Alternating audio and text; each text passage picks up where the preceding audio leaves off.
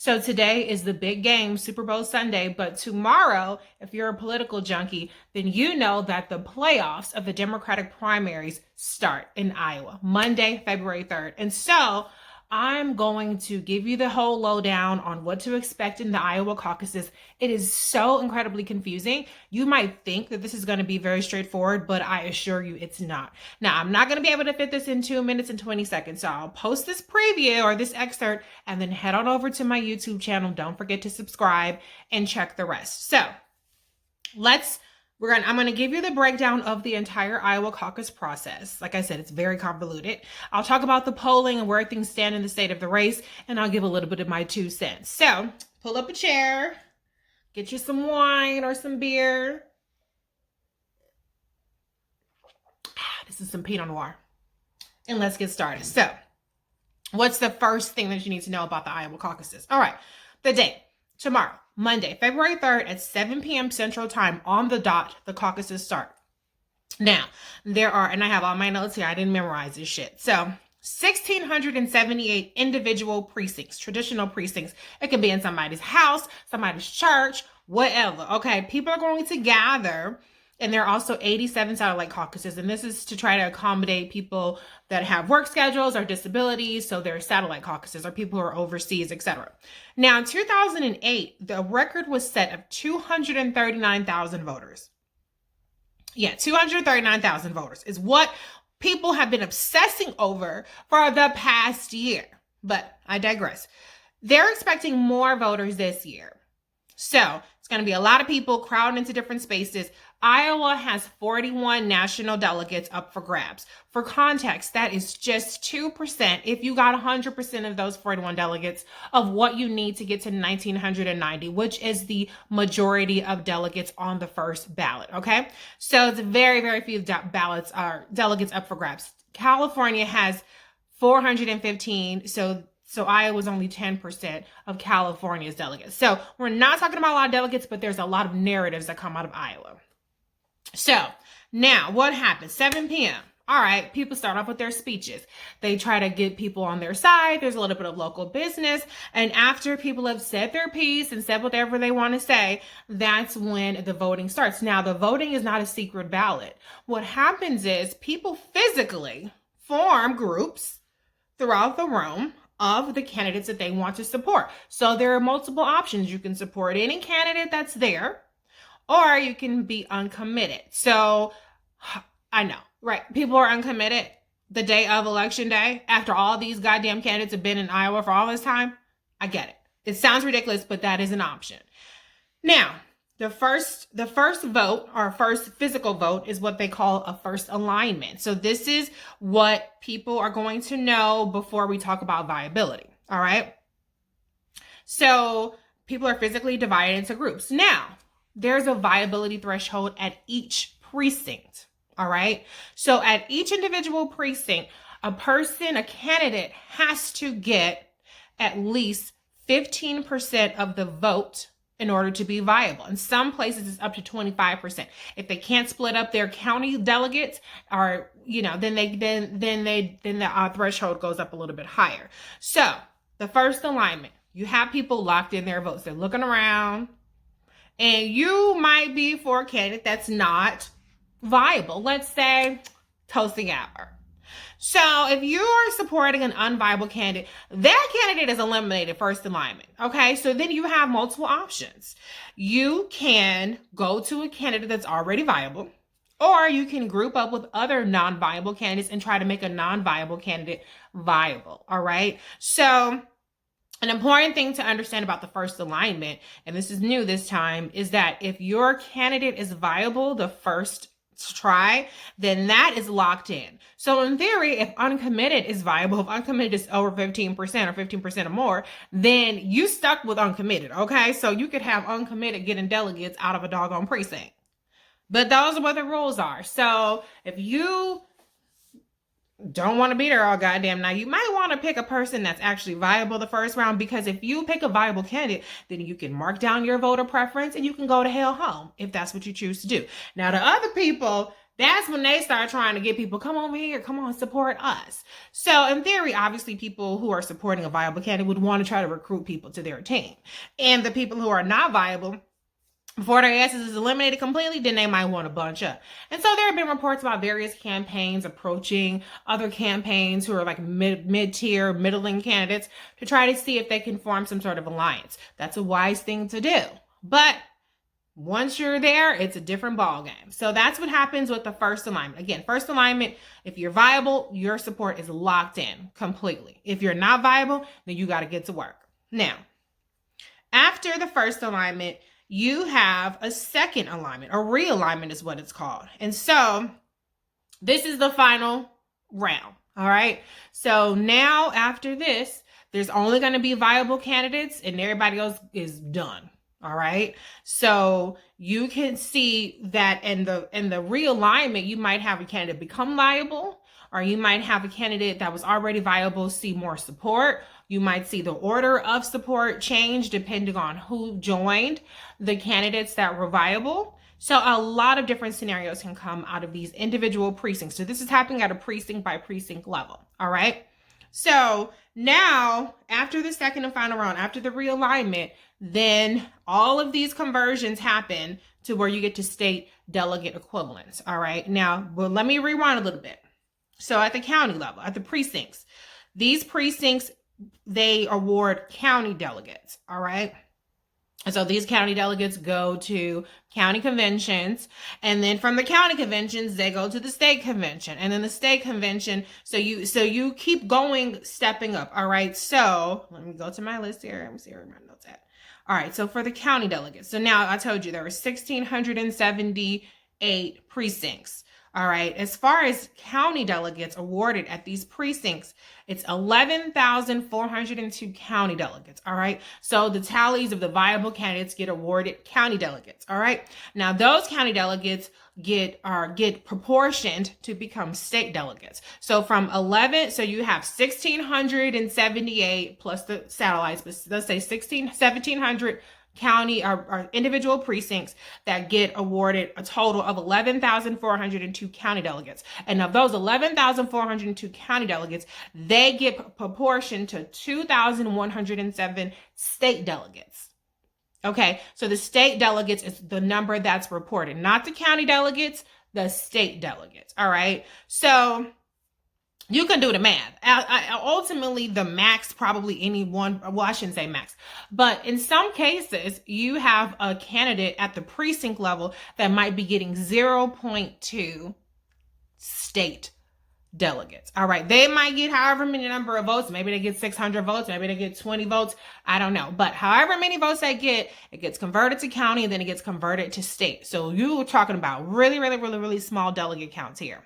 All right. And then the state delegates also get a portion to the national delegates. So that's where Iowa has 41 national delegates. All right. And that gets done at the county level as well as the at-large level, the statewide level. So this process is so convoluted. I need another drink.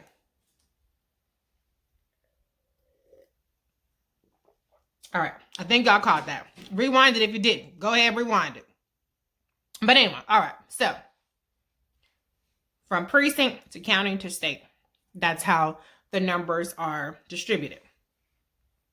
Now, there is something new that's happening this time that did not happen in prior caucuses. So in prior caucuses, what the number that was reported by the AP, that was reported by the various media outlets, and that was recognized by the state and by the national DNC was the state delegate equivalent. Okay, we didn't know how many individual votes were cast for each candidate at each step of the way. We had no insight into that. Well, this year that changes. So let me tell you why that's going to make the results a lot more muddy and a lot more spin worthy. Okay, so there are going to be three things that are reported this time out of Iowa. The first thing that's going to be reported is the first round alignment. So everybody that shows up and they marched with their votes into their individual groups, that number is going to be reported. All right. So if somebody by precinct. So it's almost like a raw vote total. So if Toasty Gabba, let's say she gets 8 votes in the state, we're going to know that information. All right. So that's one way. A person could, in theory, win the first round alignment. A person can be in first place after the first round alignment before the realignment happens. Or a person may not be viable, but they may be able to say, hey, I was very close. So there are a number of ways that can be spun just off the first alignment alone. All right. Now, the next thing that's going to be reported is the realignment or the final allocation. That's going to be essentially a raw vote total that will be reported. So not only do you see the first version, but you see the final version of the votes. Again, voter preferences. All right, that's more accurate. That are being decided or cast, or however you want to characterize it, for each individual person. So the realignment is going to be where you have everybody's above the viability threshold. Everybody's above 15%. So that's another one that's going to be important because, it's kind of to say, well, yeah, look at the polling now. There are 15 people. The results are spread up. But when push comes to shove, these are the people that are going to come my way. So that's another area where, you could spin it in your favor. Again, the realignment might change the order. So if you were first in the first round alignment, like let's say Bernie Sanders, who has been polling the averages in our more recent polls in first place. But once you have the non-viable candidates, the people that are under 15% come into play, maybe a Joe Biden goes into first place. So then he can point to that and say, well, listen, I am the one who is the consensus candidate. Once you have all of these people who are just running and they don't really have a chance in hell of being the nominee, I win it. And then you have the state delegate equivalents. Okay, so that's that conversion that happens from the votes to the county to the state. All right, so that's what the AP is going to report. That's what news outlets are going to report.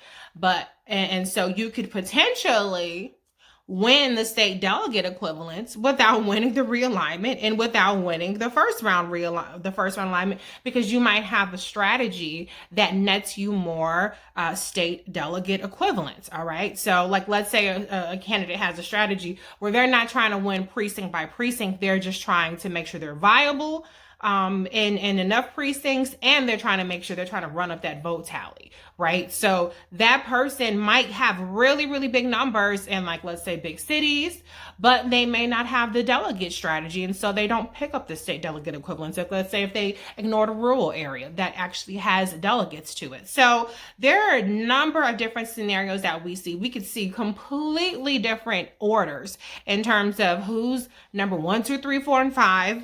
In the first round, who's 1, 2, 3, 4, and 5 in the second round, and who's 1, 2, 3, 4, and 5 in the state delegate equivalents. So this can be a complete shit show. I cannot see a scenario where there's going to be a clear mandate coming out of Iowa unless a person is able to win the first round, the realignment, and the state delegate equivalents. That would be a huge victory for any one of these candidates if they can pull off that trifecta. It seems very unlikely at this point, though. But that's what we could potentially see. Okay, if you do manage to do all that, then you have a clear-cut victory in Iowa. It doesn't mean that it's going to make you the presumptive nominee. Nobody is going to just hand you the nomination off of Iowa at this point. But it does strengthen and bolster your case, and probably gives you a little bit of momentum going into New Hampshire, which is a similar demographic state. All right, so that's the primer on how the caucuses work, all right? The kinds of ways that this can be spun, how the vote's going to go, all this other kind of stuff. It's a very involved process. And it's going to boil down to enthusiasm. It's going to boil down to ground game. It's going to be able to boil down to conversion. This isn't a situation where you can just suppress the vote. You have to be able to bring people into your fold and get them to stay all night while all this shit is going back and forth. All right. So that's the primer on Iowa. Now let's talk about where we actually are in the polling. All right. So right now, Bernie Sanders in the polling averages is in first place. But that would only tell you, like I said, the first round alignment. All right. He's at 22.2%. Biden is close behind at 21.4%. Buttigieg is in third place with 15.5%. Warren is in fourth place with 14.5%. Klobuchar is at 10%. Yang is at 3.6%. Steyer is at 3.4%. Gabbard is at 1.2%. So not a lot in the other candidates. It's really more of a 5-person race at this point. But the averages are not entirely telling the full story, because there does appear to be some momentum for Sanders right now. He has been consistently polling first in the more recent polls. His lead has been widening a little bit in the more recent polls. So somebody got to do something, yeah, because he does have a lot of volunteers down in Iowa. He's been getting pretty decent crowds. Now, Pete Buttigieg has been getting really good crowds in Iowa as well. He also has a big operation, but his polling numbers have slipped a bit in Iowa. So we don't really know if the polls are to be believed. Like I said, the polls are leaving out some of the data, because ultimately this would only really give us an insight into the first round. But if you are comfortably in the 15% plus range, more than likely you're going to come out of Iowa with something.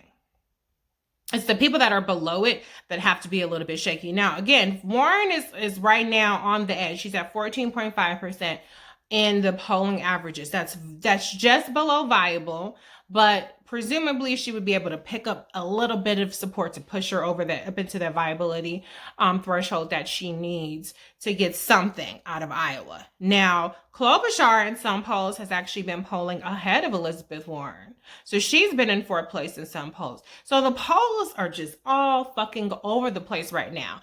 I don't think that they tell us a whole lot. I'm not a poll truther personally, but you know, there's some indications that people have some work to do. They have some ground to make up. And Bernie Sanders seems to be the person that is most dangerous the first round.